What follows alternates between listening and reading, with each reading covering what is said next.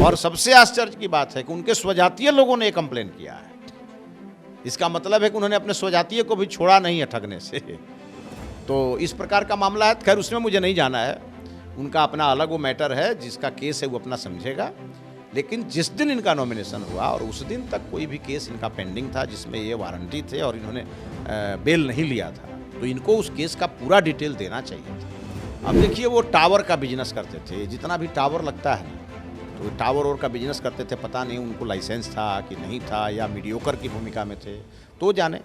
लेकिन उन पर जितने भी केसेज हैं उसमें मैक्सिमम केसेज टावर से संबंधित हैं। और अथी का बेतिया का केस और दरभंगा का केस, ये दोनों केस में वो ऑलरेडी वारंटी थे। और इसका पूरा डाटा मैंने निकाला है, और वो पूरा केस जो मैंने स्टडी किया, उस दोनों केस में केवल और केवल उनका टावर से जुड़ा हुआ कोई मामला था। नमस्कार, द इंडिया टॉप देख रहे हैं आप। मेरा नाम उदित आर्यन है। राजद के एक विधायक की सदस्यता जो है वो खतरे में है। वो विधायक गोपालगंज जिले के बैकुंठपुर सीट से 2020 के विधानसभा में जीते थे। प्रेम शंकर यादव उनका नाम है, और जिस भाजपा के प्रत्याशी को उन्होंने हराया था उनका नाम मिथिलेश कुमार तिवारी है, हमारे साथ मौजूद है। मामला कोर्ट में है, और कल पटना हाई कोर्ट में अरविंद श्रीवास्तव जो न्यायाधीश हैं, उन्होंने 3 सप्ताह का समय दिया है प्रेम शंकर यादव को। दरअसल चुनाव के पहले जो फॉर्म भरा जाता है, अपना डिटेल्स दिया जाता है, उसमें उन्होंने बहुत सारी बातें छुपाई हैं, ऐसा दावा है मिथिलेश तिवारी का। क्या है पूरा मामला, इस पर हम बात करेंगे। क्या मामला है सर? 2 चीजों का आपने जिक्र किया है। पहला कि उन्होंने अपनी पत्नी के संपत्ति का ब्यौरा नहीं दिया, और दूसरा कुछ क्रिमिनल केसेज हैं उनके ऊपर जिनका ब्यौरा उन्होंने नहीं दिया। बताइए इसमें। देखिए उदित जी, यह देश संविधान से चलता है, और जो चुनाव लड़ते हैं कोई भी प्रत्याशी, आज फिर बिहार में पंचायत चुनाव हो रहा है, सब नामांकन कर रहे हैं, एफिडेविट देते हैं, और चुनाव आयोग ने बहुत सारे नियम तय किए हुए हैं, सबको देना पड़ता है जानकारी। और चुनाव के ऐन मौके पर जब नॉमिनेशन हो रहा था, उसी समय में कुछ उम्मीदवारों ने आपत्ति भी दर्ज की थी, जो वहाँ के उस समय के आरओ द्वारा नहीं सुना गया था। चुनाव बीता तो उसके बाद मेरे संज्ञान में आया मामला। मैं चाहता तो उस समय मैं स्वयं भी उसका प्रतिकार कर सकता था, लेकिन मैंने उस पर ध्यान नहीं दिया, और इसलिए ध्यान नहीं दिया कि चूंकि और लोगों ने इस पर कंप्लेन किया था, तो मुझे लगा कि जो और लोगों के कंप्लेन पर होना होगा तो होगा। जब चुनाव बीत गया तो मैंने इसकी पूरी गहराई की जांच की, तो मेरे होश उड़ गए, और मैंने कहा कि भाई, भारत के संविधान के और निर्वाचन आयोग के नियम की धज्जी उड़ाने वाले कोई भी व्यक्ति हो तो जरूर उसकी लड़ाई को न्यायालय में ले जाना चाहिए। और 45 दिन के अंदर ही मैंने इस पर एक इलेक्शन पिटीशन फाइल किया, जो माननीय पटना उच्च न्यायालय के मुख्य न्यायाधीश के सामने फाइल किया गया। 4 नंबर उस केस का नंबर है, और उसकी कल सुनवाई हुई है। इसके पहले भी उसकी सुनवाई हुई थी, जिसमें उनको नोटिस जारी किया गया था, और काफ़ी दिनों के बाद उनके वकील इस कोर्ट में पेश हुए, अपीयर हुए। और पहले तो उनके घर पर नोटिस लेकर के कोई गया तो वहाँ से एक जवाब आ गया कि माननीय विधायक जी गांव पे नहीं रहते हैं। तो खैर बाद में उन लोगों ने आकर के कोर्ट में उनके पैतृक आवास पे गए। पैतृक आवास पे जो कोर्ट का सम्मान लेकर के जाता है व्यक्ति, उसके जवाब मैंने चूँकि स्वयं पढ़ा है, रिकॉर्ड में लगा हुआ है कि वो अपने घर नहीं रहते हैं, जबकि विधानसभा से अपने घर के पते पर वो टीएडीए भी लेते हैं और लगातार वहीं रहते हैं। तो अगर सच्चाई थी, अगर मैं झूठा था, तो नोटिस का जवाब तुरंत दे देना चाहिए था। लेकिन आज तक उस केस में कोई काउंटर एफिडेविट उनके तरफ से फाइल नहीं हुआ है। तो कल माननीय न्यायालय ने सुनवाई की, और उनको 3-4 सप्ताह का समय दिया है। मेरे ख्याल से 1 महीने के बाद इसकी रेगुलर सुनवाई शुरू हो जाएगी। अब उसमें जो विषय है वो ये है कि जो मैंने रीट में इस विषय का उल्लेख किया है कि 2 ऐसे क्रिमिनल केस जिसमें वारंटी हैं वो, और उन्होंने उस समय छुपा लिया, क्योंकि अगर वो लिखते उसमें तो at the time of nomination वो अरेस्ट हो जाते हैं। तो उन्होंने अपने अरेस्टिंग को बचाने के लिए उन्होंने ये मामला छुपा लिया, और ये ध्यान में रहा होगा कि ये पता नहीं चलेगा, लेकिन पता चल गया। उनके कई ऐसे बैंक खाते हैं जिसको उन्होंने छुपा लिया है, उसका जिक्र नहीं है। हम सभी लोगों ने अपने एक एक पाई का हिसाब अपने नॉमिनेशन में दिया है, उनको भी देना चाहिए था। उनके जो धर्मपत्नी हैं उनका भी उन्होंने बहुत सारा डिटेल छुपाया है। अपने जो स्पाउज का डिटेल दिया जाता है उसका भी उन्होंने छुपा लिया है। और सबसे बड़ी बात कि जो एफिडेविट हुआ है वो नोटरी पब्लिक ही जाली है, उसको रजिस्ट्रेशन नहीं है। तो अब तो विषय ये उठता है कि उसका तो ओथ ही गलत है। जो आरओ के सामने जो ओथ लिया जाता है तो वो एफिडेविट करा करके ओथ लिया जाता है। एफिडेविट हुआ ही नहीं, तब तो ओथ ही नहीं हुआ।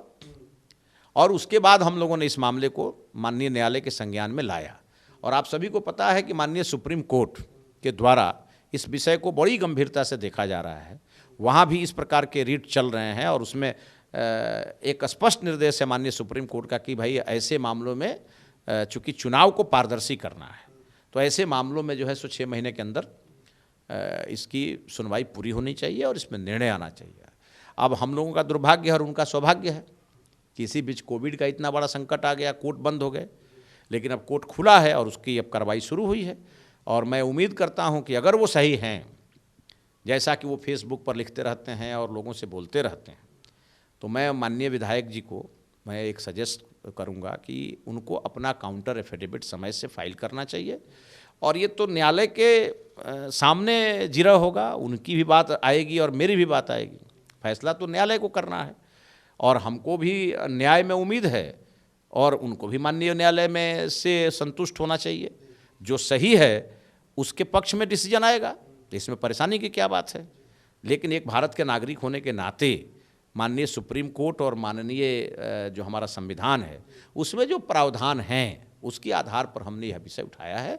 और मैं संतुष्ट हूँ, पूरी तरह मैं आश्वस्त हूँ कि इस प्रकार के पहले भी कई मामलों में आपको ध्यान में होगा, झंझारपुर जिले में माननीय मंगनीलाल मंडल जी की सदस्यता जा चुकी है, सांसद थे। उसी प्रकार से उत्तर प्रदेश में आजम खान के बेटे की सदस्यता जा चुकी है, वो विधायक थे। और इन दोनों से ज़्यादा गंभीर मामला इसमें है। तो ये सब चीज़ों को हमने माननीय न्यायालय के सामने रखा है और भी बहुत सारी चीज़ें सुनवाई के दौरान आएंगी। चलिए, और भी चीज़ें आएंगी, लेकिन दो बहुत गंभीर बात आप कर रहे हैं मिथिलेश जी। सबसे पहला तो कि 2 क्रिमिनल केस है उनके ऊपर और नोटरी जो है उनका वो जाली है।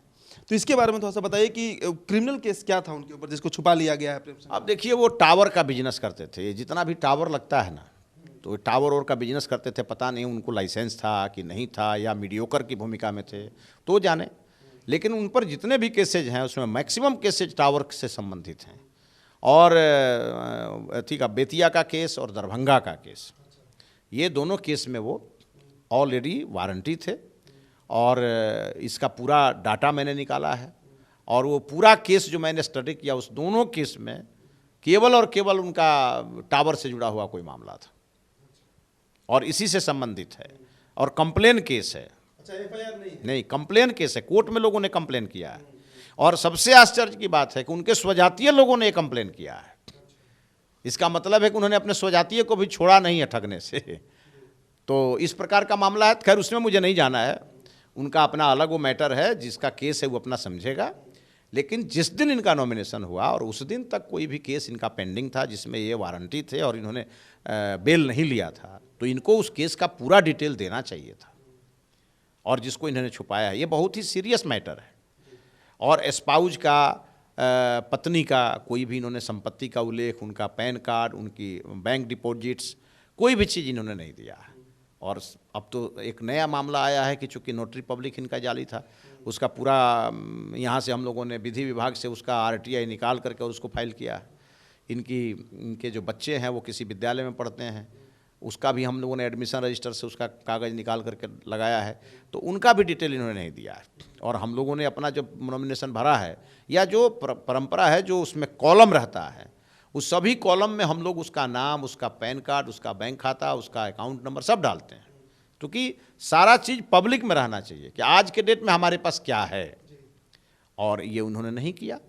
और इसमें तो और भी बहुत सारे मामले आएंगे, आगे आएंगे, जिसमें रघुनाथ पांडे के बेटे अमर पांडे का एजेंसी से गाड़ी लिया गया था और उस गाड़ी का पेमेंट नहीं किया गया।